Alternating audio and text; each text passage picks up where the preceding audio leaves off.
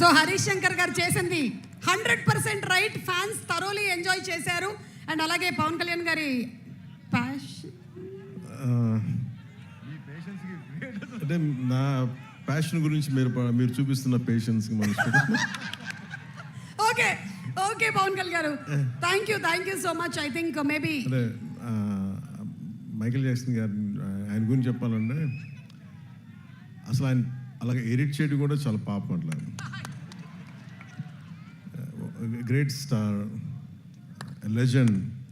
ఆ లెజెండ్ అలా కూర్చోబెట్టి నన్ను పెట్టడం ఒక మైకేల్ జాక్సన్ అభిమానిగా చాలా నా జీవితంలో నేను పిచ్చిగా ఆరాధించింది Al Pacino, Hollywood actor Al Pacino తో పాటు క్లింట్ ఈస్ట్వుడ్తో పాటు నాకు బాగా ఇష్టమైంది.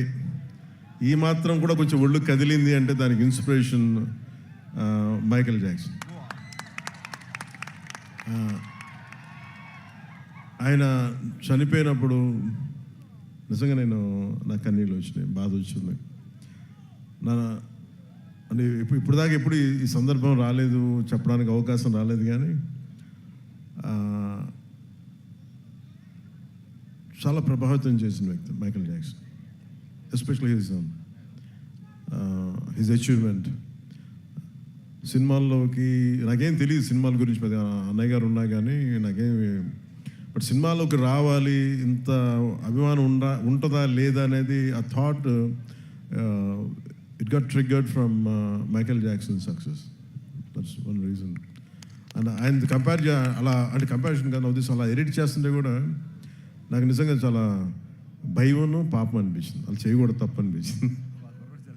మాకైతే చాలా ఆనందం అనిపించింది, ఇట్లా ఉండేటువంటి హాయిగా ఉంది.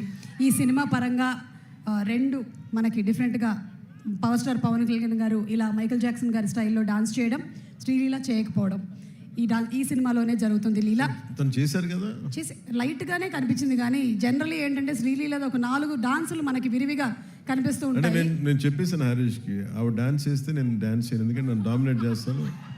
అసలు want to make it very clear, నేనే కనిపించాలి, ఇంకెవరు కనిపించకూడదని చాలా ఆంక్షలు పెట్టే చేయించాను సార్ ఆ కండిషన్ మీద. సో మేము నమ్ముతున్నాం sir.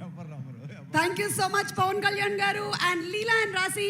Requesting both of you all to please come on stage. Thank you Pawan Kalyan garu. మిగిలిన మాటలన్నీ స్టేజ్ మీద వింటాము. And let's